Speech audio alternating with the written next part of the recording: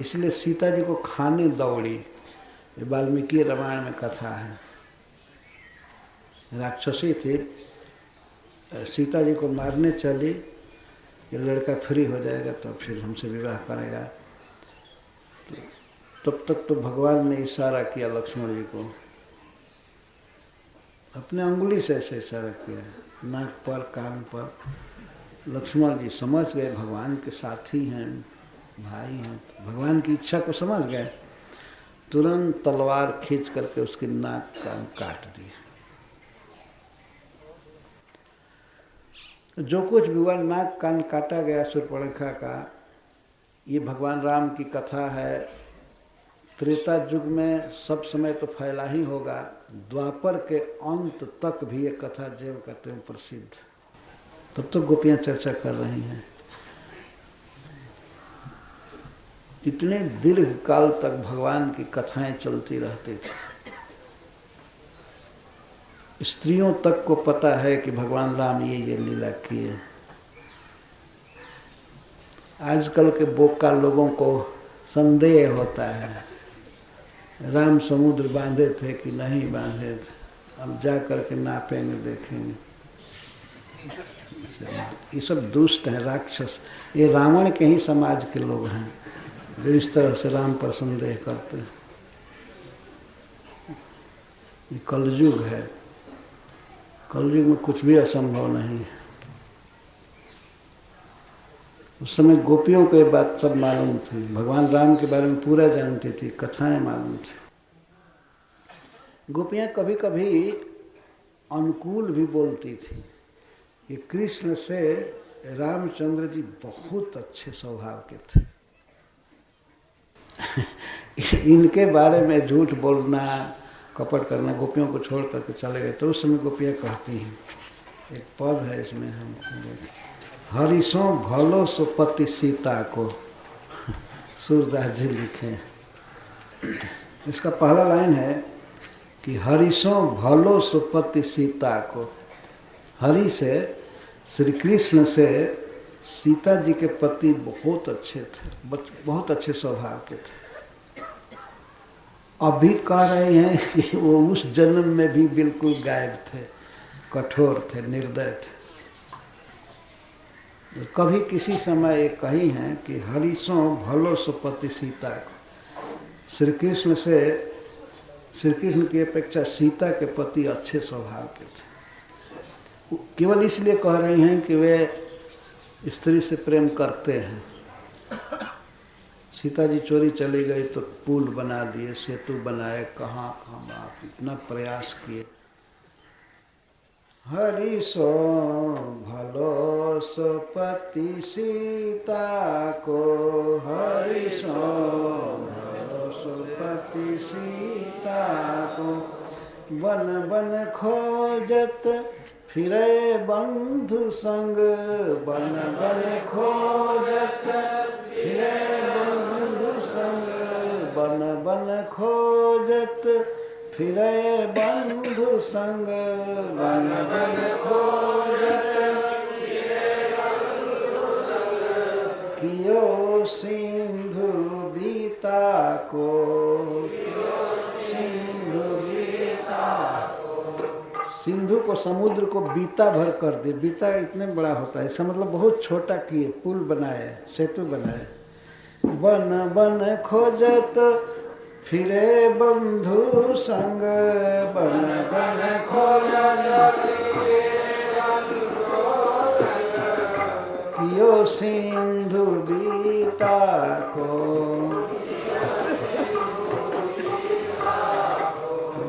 हरिशो भलो सुपति सीता को, हरिशो भलो सुपति सीता को।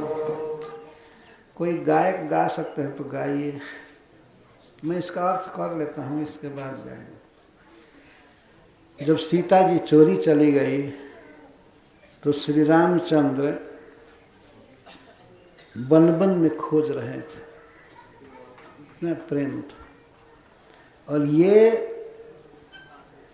इतने कठोर हैं कि वन में कहाँ से खोजेंगे, छोड़ करके चले गए। ये राधा रानी कह रहे, तुलना कर रही हैं। बन बन खोजत फिरे बंधु संग सिंधु कियो बीता को, रावण मार्यो लंका जारी मुख देखो सीता को। रावण का वध किए, लंका को भी जला दिए। हनुमान जी जलाए, लेकिन भगवान राम को ही कह रहे हैं कि लंका जलाए, रावण को मारे और अंततः सीता जी का मुख देखे। दूत हाथ उन्हें लिखने पठाए और निगम ज्ञान गीता को। रामचंद्र जी, रघुनाथ जी कोई सीता को ऐसा पत्र नहीं लिखे जिसमें गीता का ज्ञान सिखाए हो। योग करो, समाधि करो, ध्यान करो, हमको भूल जाओ, ये माया मोह में मत पड़ो। ये तो पत्र लिखे ना गोपियों के पास। वो पत्र आएगा एक दिन, पत्र में उन्होंने हूबहू क्या लिखा है। क्योंकि हम उद्धव जी बोल रहे हैं तो उद्धव जी के लिए कहा जाए श्री भगवान वाच। तो भगवान ने जो भी पत्र में लिखा था वही उद्धव जी सुनाए। तो राधा रानी कहती हैं कि भगवान रामचंद्र, भगवान नहीं कह रहे हैं क्योंकि इन्हीं के अवतार बता रहे हैं। अवतार भी नहीं, जन्म। श्री कृष्ण का जन्म पहले हुआ था, तो उन्होंने दूत हाथ उन्हें लिखी न पठाया, कोई पत्र नहीं लिखा और दूत के हाथ से नहीं भेजा। कैसा पत्र? निगम ज्ञान गीता को। पूरा वेदांत और गीता ये सब पढ़ाए नहीं सीता जी को। ये सूरदास जी के शब्द, निगम ज्ञान गीता को। अबधों कहा परेखो कीजे कुब्जा के मीता को। अरे क्या विश्वास किया जाता है, क्या बात कर रही हो, जो कुब्जा का मित्र बन सकता है। रामचंद्र तो ऐसे नहीं थे, सीता से प्रेम किए और ये ब्रज से जा करके मथुरा में कुब्जा को गर्ल फ्रेंड बना लिया। कुब्जा के मिता को, फ्रेंड कहेंगे ना, मित्र को। वो तो कहीं ऐसा नहीं किए, किसी दूसरी स्त्री से तो नहीं प्रेम किए।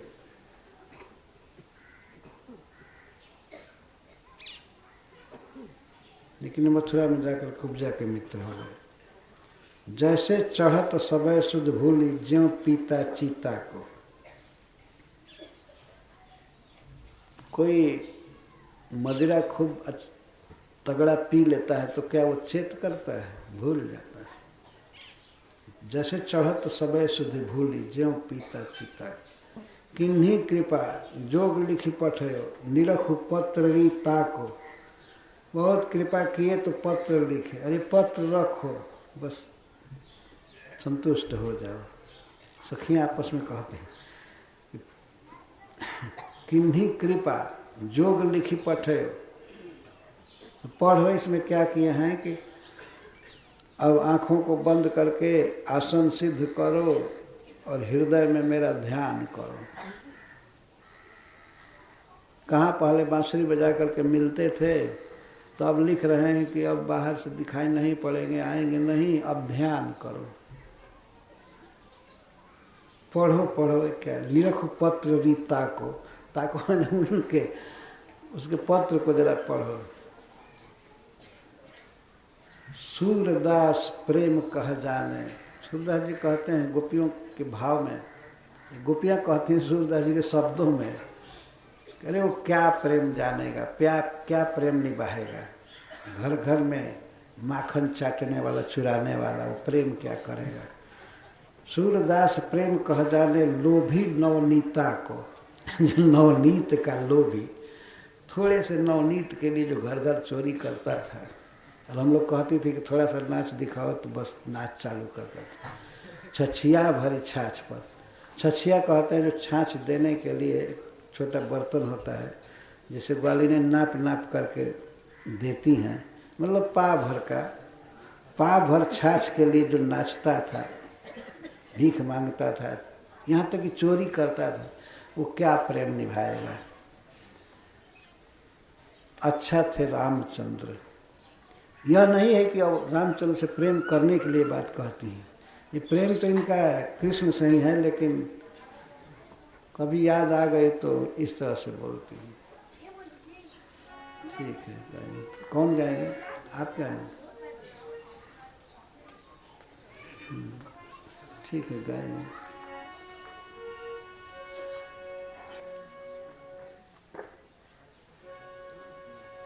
हरि सो भलो सो पति सीता को, हरि सो भलो सो पति सीता को, हरि सो भलो सो पति सीता को।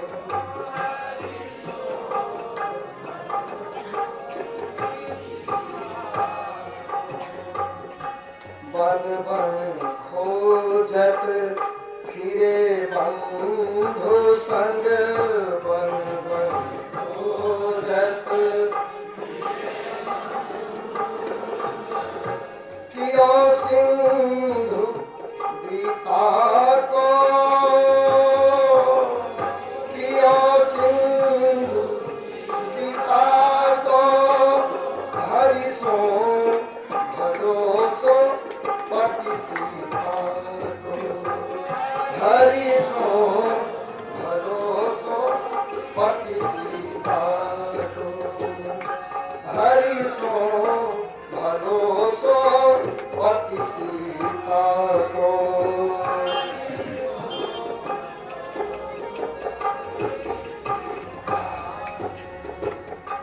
रावण मार्यो लंका धारी, रावण मार्यो मुख देखो सीता को, मुख देखो दूत हाथ उन्हें लिखी न पठाई,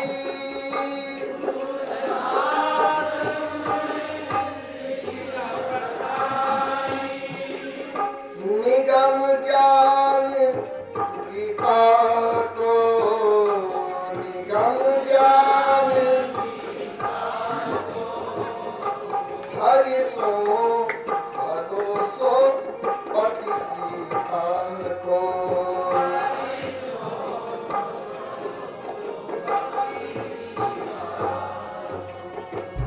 हरि सो भलो सो पति सीता को।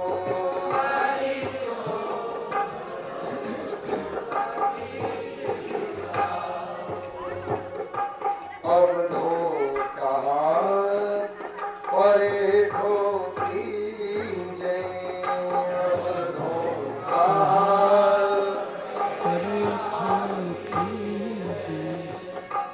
उपजा के मीठा को, उपजा के मीठा को, जैसे चढ़त सबे सुधि भूली,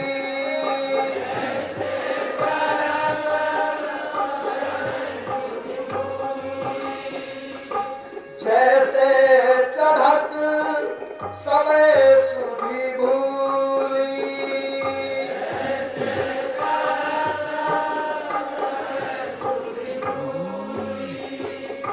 ज्यों पीता जीता को, ज्यों पीता जीता को, हरि सो भलो सो पति सीता को,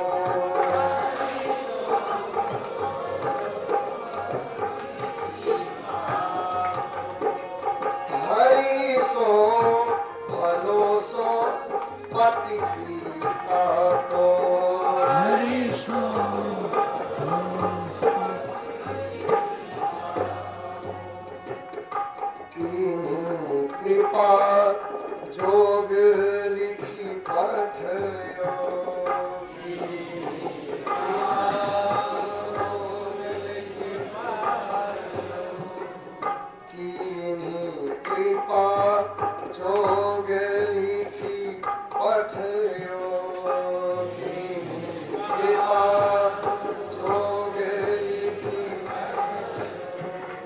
निरखु पात्र रीता को, निरखु पात्र रीता को, सूरदास प्रेम कह जाने।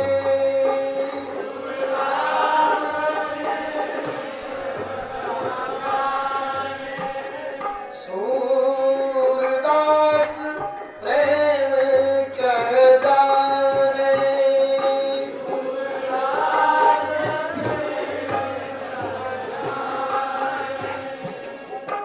लोभी नवनीता को, लोभी नवनीता को, हरि सो भरोसो मत सीता को, हरि सो भरोसो मत सीता को, हरि सो भरोसो मत सीता को।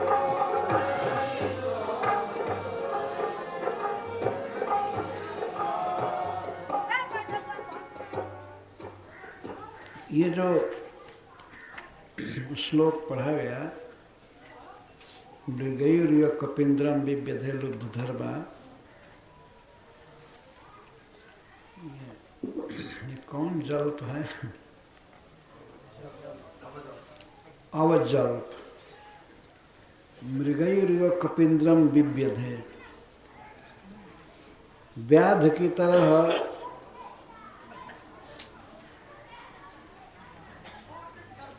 उसने वानर राज बाली का वध किया पूर्व जन्म में,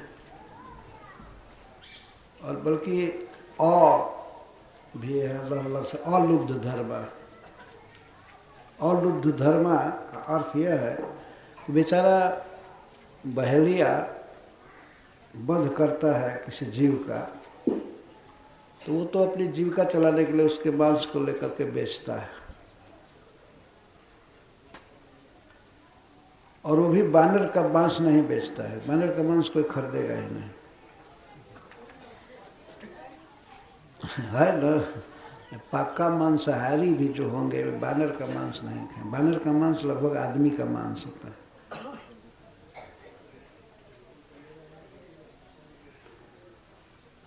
तो इनको न बेचना था न खाना था, केवल व्यर्थ हत्या करते रहते थे, ये कहने का आशय। ये तो और क्रूर व्यक्ति हुआ ना, बिना मतलब के बानर का वध किया। और जो काम परवश इनके सौंदर्य से मोहित होकर के आई थे, उस स्त्री का नाक कान कटवा लिया।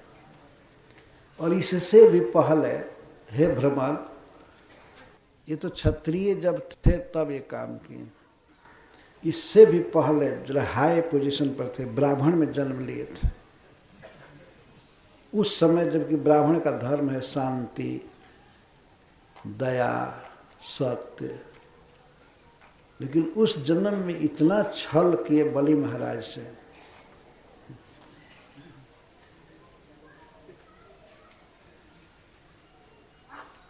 ऐसा स्वांग बनाया, बवना ब्राह्मण बन करके गया, ऐसी बातें बनाया कि बलि के दिमाग में क्या हुआ, तीनों लोक दे दिया, केवल इसकी बातों में फंस करके।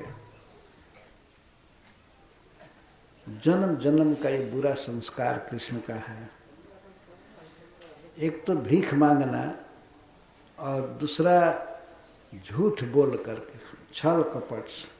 क्या झूठ बोले कि मैं अपने 3 पैर से नापूंगा जमीन, इतनी ही हमको चाहिए। और बलि कह रहे थे नहीं नहीं और मांगिए और मांगिए, तो कहा नहीं बस 3 ही काफ़ी है, हम भूमिहीन हैं, 3 पग जमीन रहेगी, सोने के लिए जगह हो जाएगी ना, थोड़ी सी जमीन चाहिए।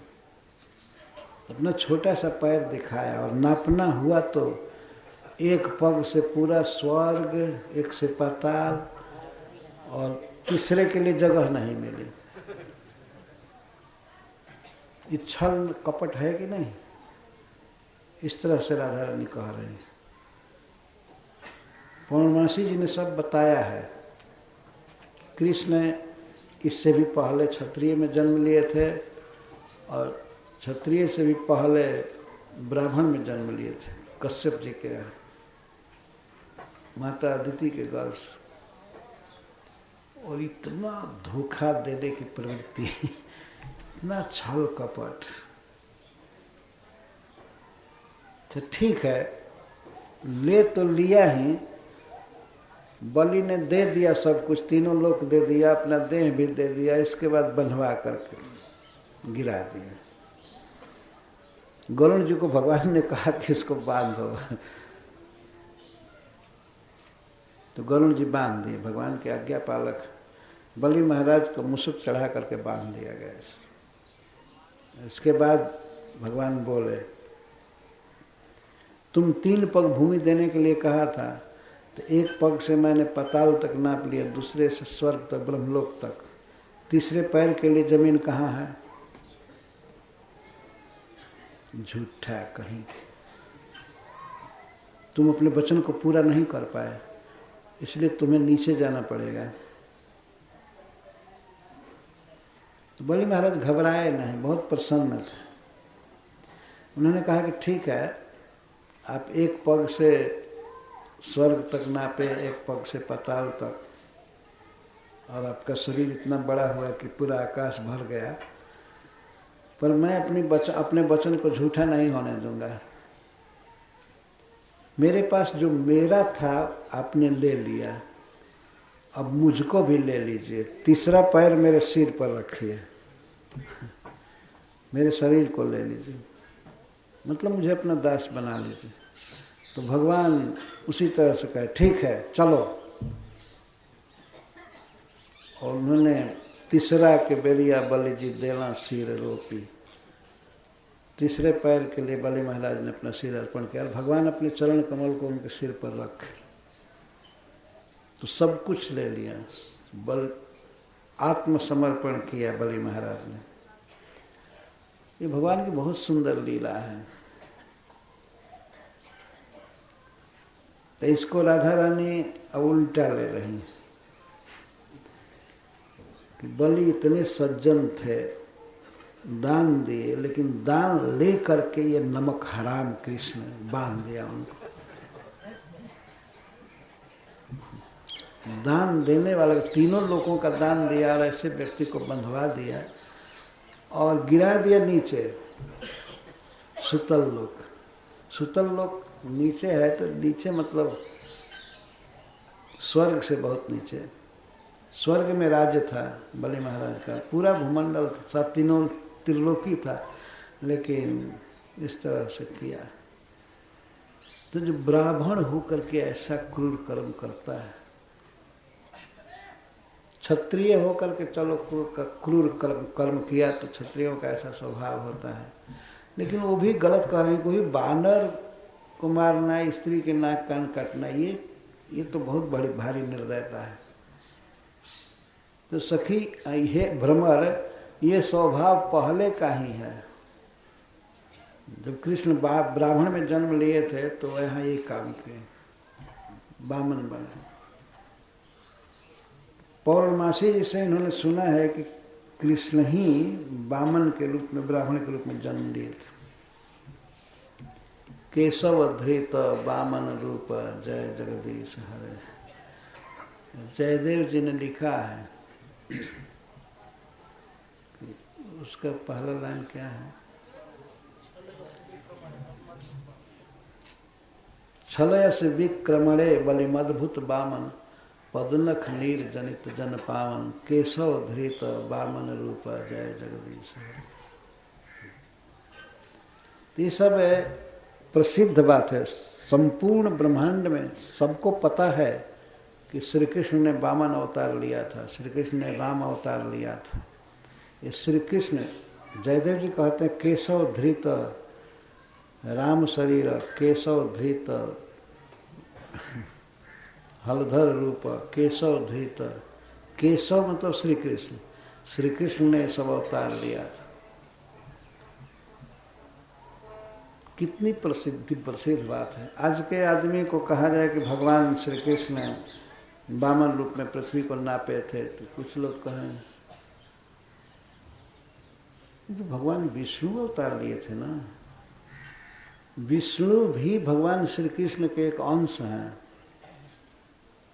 विष्णु महान सही जैसे कला विशेषम गोविंद मादि पुरुषम तमहम भजामि।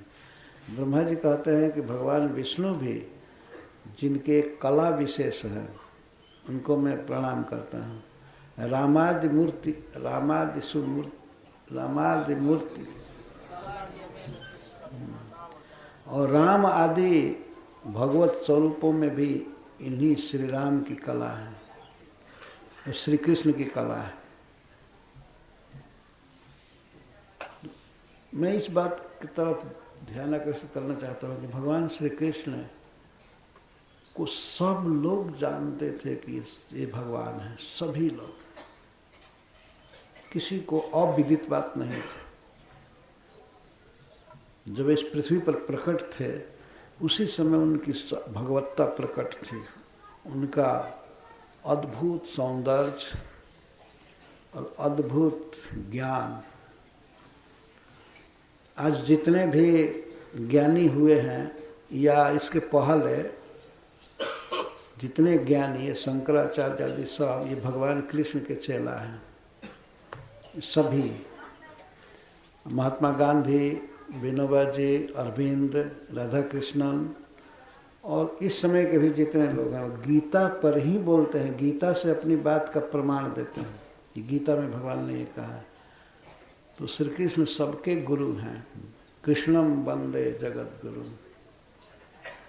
और वह गीता भगवान ने कोई घोर में मनोजोग लगा करके नहीं लिखा, अपने मित्र को युद्ध भूमि में उन्होंने उपदेश दिया। वही सबसे बड़ा ज्ञान ग्रंथ है जगत। गीता के समान और कोई ग्रंथ नहीं है सिद्धांत बताने में। तो श्री कृष्ण का ज्ञान, श्री कृष्ण का वैराग्य, सब कुछ बहुत प्रसिद्ध है। श्री कृष्ण में वैराग्य कितना है, आज सुन करके देख करके चकित हो जाएगा व्यक्ति कि जहाँ सत्ता के लिए इतनी लोलुपता है, हमारे हाथ में आ जाए, हमारे हाथ में आ जाए। लेकिन भगवान श्री कृष्ण ने जब कंस का वध किया तो मथुरा का सिंहासन राज्य उनका था, श्री कृष्ण का था, लेकिन भगवान ने राज्य नहीं लिया। कंस के पिताजी को राज्य दिया, उग्रसेन जी को। और भगवान स्वयं एक दास की तरह उनके सामने खड़े होते थे और कहते थे, हे देव आज्ञा दीजिए, मैं आपकी क्या सेवा करूं। राज्य नहीं लिए, उग्रसेन जी का राज्य था। और द्वारका में उग्रसेन जी गए तो वही राजा थे वहां, कृष्ण और बलराम राजा नहीं थे। ऐसे सभी प्रजा मानती थी कि ये स्वामी हैं, लेकिन फॉर्मल पद पर वे नहीं थे। ये वैराग्य और ऐश्वर्य श्री कृष्ण का विदित था। चैतन्य चरितामृत में श्रीमद् भागवत के एक श्लोक की व्याख्या की गई है। उस श्लोक में कहा गया है कि श्री कृष्ण को प्रणाम करते हैं लोकपाल लोग। कहाँ प्रणाम करते हैं? श्री कृष्ण जहाँ चरण रखते हैं, चरण पीठ पर, तो लोकपालों के, इंद्र आदि के मुकुट आपस में लगते हैं, लगता है कि कृष्ण का कीर्तन कर रहे हैं। एक बार की बात है, श्री कृष्ण द्वारका में थे तो उनका दर्शन करने के लिए श्री ब्रह्मा जी आए। तो द्वारपाल सब खड़े थे। उन्होंने उनसे पूछा, वे कहे कि मैं द्वारकाधीश से मिलना चाहता हूँ। तो लोग जा करके भीतर भगवान से कहे कि ये 4 मुँह वाले ब्रह्मा जी आए हैं और वे आपका दर्शन करना चाहते हैं। तो भगवान ने कह दिया, जाकर पूछो कौन ब्रह्मा, क्या आईडी है उनकी, कौन ब्रह्मा। तो प्रतिहार द्वारपाल जा करके पूछा ब्रह्मा जी से, द्वारकाधीश जी पूछ रहे हैं कि आप कौन ब्रह्मा हैं। तो ब्रह्मा जी का तो दिमाग एकदम खौफ हो गया, क्या हमारे अलावा भी कोई ब्रह्मा है? वो तो जानते थे कि मैं ही एक ब्रह्मा हूं। तो थोड़ा झुंझला करके कहे, द्वारकाधीश को क्या हो गया, कौन ब्रह्मा के वो पूछने लगे। तो कह दिए, जाकर कह दो सनत कुमार के पिता ब्रह्मा आए हैं। 4 कुमार बहुत प्रसिद्ध हैं, उन चारों कुमारों के बाप आए हैं, ये कह दो पिता आए हैं। तो प्रवेश, ठीक है, प्रवेश किया, कराया गया। उन्होंने जाकर कहा कि सनत कुमार के पिताजी हैं, बता रहे हैं कि हमारे 4 बेटा हैं, और भी बेटा है लेकिन 4 का नाम बताए हुआ। ठीक है आने दीजिए। भगवान ने बुलाया तो ब्रह्मा जी साष्टांग दंडवत किए, अपने मुकुट के अग्रभाग से चरण पीठ को नमस्कार किया। तो भगवान श्री कृष्ण बोले, अच्छा आप ठीक से आए ना, और सृष्टि आदि ठीक हो रही है ना? तो ब्रह्मा जी कहे, जी आपकी कृपा से सब ठीक। तब तक ब्रह्मा जी देखे कि 8 मुंह वाले ब्रह्मा आए, और शरीर का साइज भी उसी अनुपात में बड़ा मोटा। 8 मुंह वाले आए, वे प्रणाम किए, प्रणाम करके खड़े हो गए। तब तक 16 मुख वाला ब्रह्मा आए, वो खड़े हुए। तब तक 32 मुख वाला ब्रह्मा, तो 64 मुख वाला ब्रह्मा। इस तरह से हजारों मुख वाले ब्रह्मा। तो ब्रह्मा की लाइन लग गई, कितने ब्रह्मा। वे लोग आए, जब ब्रह्मा आ गए, और ये ब्रह्मा अब तो बिल्कुल छोटे शरीर वाले लग रहे थे, पहला ब्रह्मा। इसके बाद रुद्र आए। तो उसी प्रकार से अब रुद्र, जिनके 5 मुख हैं, तो कोई 10 मुख वाला, 20 मुख वाला रुद्र आ रहा है। तब इंद्र आए। इंद्र आए तो उनसे भी विशेष तेज वाला शरीर वाला एक दूसरा ब्रह्मा आया, तीसरा ब्रह्मा आया, ये आए, वो आए, तो कई लोग आए। सूर्य आए, चंद्रमा आए, कई देवता आए। तो भगवान का तो चिन्मय भवन है, वो सुधर्मा सभा, उसमें खड़े हो रहे थे लोग। सबसे उनके अनुसार भगवान प्रश्न करते थे और प्रणाम करते थे। तब ठीक है ना, ठीक है। उनसे पूछते थे कि जो काम करते हैं उसी के बारे में पूछते थे, आप अपने विभाग को ठीक से संभाल रहे हैं ना? हाँ ठीक से चल रहा है प्रभु, आपकी कृपा से। तो ये ब्रह्मा जी जब खड़े हुए, पहला ब्रह्मा जी जो आए थे इन सब के बीच में, तो भगवान चैतन्य महाप्रभु कहते हैं कि ऐसे खड़े हुए पहला ब्रह्मा, जैसे विशाल विशाल हाथियों के बीच कोई खरगोश खड़ा हो, ऐसे दिख रहे हैं, ऐसे दिख रहे हैं। नीचे सुनकर चकित हो गए कि अरे बाप रे बाप।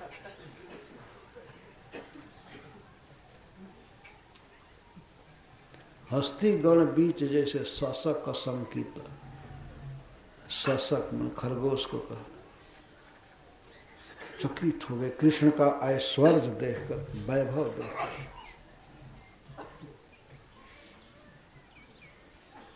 ये तो ऐश्वर्य है, और कृष्ण का वैराग्य, कृष्ण का सौंदर्य, कृष्ण का धन, कृष्ण का ज्ञान, कृष्ण की कीर्ति, जस, ऐसा आज तक कोई भी व्यक्ति नहीं सुना गया जिसके जीवन काल में इतना बड़ा जस उसे मिला हो, इतना बड़ा काम किया हो, इतना कीर्तिमान स्थापित किया हो। जब महाराज युधिष्ठिर ने राजसूय यज्ञ किया तो उस यज्ञ में केवल पृथ्वी से ही लोग नहीं आए थे, उच्चतर लोकों से भी आए थे, देवता आए थे। और उस समय ये सुविधा थी, जैसे इस समय सुविधा है कि एक देश से दूसरे देश में लोग जाते हैं, तो उस समय इंटर प्लानेटरी सुविधा थी। इस लोक से लोग स्वर्ग में जाते थे, देवलोक में, और देवलोक से लोग आते थे यहाँ। आपने सुना होगा महाराज दशरथ गए थे स्वर्ग में सहायता करने के लिए कैकेयी जी के साथ, महाराज मुचकुंद गए थे। तो देवता लोग आते रहते थे, देवता भी आकर के उस राजसूय सभा में बैठे थे। इतना बड़ा जस, जैसे आज कितना भी कोई बड़ा यशस्वी हो तो इस पृथ्वी पर के देश में उसका नाम फैलेगा, ज़्यादा फैलेगा। तो अमेरिका में, इंग्लैंड में, यूरोप में, ऑस्ट्रेलिया में हो सकता है नाम जाए। और वो भी नाम किस लिए जाएगा कि बहुत अच्छा नाटक करता है, नाचता है, अभिनेता है, यही नाम जाएगा ना। या चाहे कोई बहुत बड़ा पॉलिटिशियन है, ज़्यादा से नाम जाएगा। लेकिन स्वर्ग में इसका नाम कोई जानता भी नहीं होगा। देवताओं के लोक में यहाँ के प्राइम मिनिस्टर और गवर्नर और राष्ट्रपति, इन लोगों का नाम भी लोग नहीं जानते होंगे। जैसे हम लोग नहीं जानते हैं, यदि मान लीजिए कुछ कीड़े हैं और उनका सरदार कोई है तो हम लोगों को क्या पता है? हम लोगों को पता नहीं है कि मच्छरों का मालिक कौन है। वैसे देवताओं को तो ये पता ही नहीं है कि इस पृथ्वी पर कौन क्या कर रहा है, कौन मालिक है, कौन क्या है। इतना बड़ा स्टैंडर्ड है उनका। पर श्री कृष्ण का जस सारी जगह फैला हुआ था, सब जगह। पाताल में बलि महाराज के पास फैला हुआ था, सुतल लोक में दैत्यों के पास, प्रहलाद महाराज के पास और बलि महाराज के पास जस फैला था। और जस किस चीज़ का जस? अद्भुत कर्मत्व, अद्भुत कर्म करने का जस। जिस दिन भगवान श्री कृष्ण 7 दिन के थे, जिस समय, तो इतना विशाल पर्वत उन्होंने उठा लिया, हाथ में धारण कर लिया। इतना कीर्तिमान कौन स्थापित करेगा? और सर्वत्र बात फैली। इस बात की खबर सबसे पहले इंद्र को ही मिली कि आपकी पूजा रोक दी गई और आपको जो भोग बना था सब पहाड़ को खिला दिया गया। वो तो खौफ हो गया, बिल्कुल गर्म दिमाग इंद्र का। आया कि ना हीरों की बस्तियों को, गायों को और इस पर्वत को जिसकी पूजा की गई, इसको वज्र से मार मार करके मैं धूल बना दूंगा। और प्रलयकालीन बादल भेजा कि तुम लोग बहा दो, नाम निशान पता न लगे कि ब्रज कहाँ है, कहाँ एक गोप है और कहाँ गोवर्धन है। तो सबसे पहले खबर स्वर्ग में गई। स्वर्ग का राजा विरुद्ध बन करके आ गया। लेकिन भगवान ने 7 दिन 7 रात पर्वत धारण किया, क्योंकि इतने ही दिन तक वर्षा हुई थी, आंधी चली थी, तूफान। और ब्रजवासी सब, गिरवर नीचे सब ब्रजवासी नाच गा रहे थे, आनंद में थे, गौएं भी आनंद में थे। जब स्वर्ग में यह न्यूज सबसे पहले ही पहुंचा तो ब्रह्मा जी और सब जानते ही हैं, भगवान शिव को पता है और उस लोक के सभी प्राणियों को। यहाँ पर कौन ऐसा व्यक्ति है जिसका जस स्वर्ग में गया हो? स्वर्ग की बात छोड़ दीजिए, अमेरिका में भी नहीं पहुंचता है। अमेरिका में भी सब नहीं छपता है कि यहाँ ये हो रहा है, वो हो रहा है। वहाँ का अपना समाज है। अमेरिका, ऑस्ट्रेलिया में ही जस नहीं फैलता है। वास्तव में किसी को देखना चाहिए तो भगवान कृष्ण को, क्या उनका जस है, क्या उनकी सुंदरता। जहाँ गए वहाँ सभी लोग मोहित हो जाते थे, जहाँ भी गए। यहाँ तक कि पलक बनाने वाले ब्रह्मा को स्त्रियाँ गाली देती थी कि आँख पर पलक क्यों बनाया। पलक भर दर्शन व्यवधान उनको सहन नहीं होता। इतनी सुंदर थे, इतने सुंदर हैं, थे नहीं खाए, इतने सुंदर। और गायक इतने सुंदर गायक हैं, अपने बांसुरी पर जब तान छेड़ते हैं तो कौन नहीं मोहित हो जाता है। एक कवि ने लिखा है कि श्री कृष्ण बांसुरी बजा रहे थे, रूप गोस्वामी पाल ने उसको उद्धृत किया है, कोटेशन दिया है। श्री कृष्ण बांसुरी बजा रहे हैं तो भगवान शेष नाग झूमने लगे और पृथ्वी हिलने लगी। तो देवता लोग ब्रह्मा जी के पास दौड़े कि कृष्ण की बांसुरी रुकवाइए, नहीं तो भूमंडल गिर जाएगा।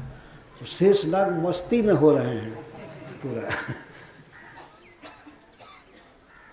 भगवान के बांसुरी का गीत वहाँ तक पहुँचा है और उसको सुन करके भगवान शंकरषण झूम रहे हैं।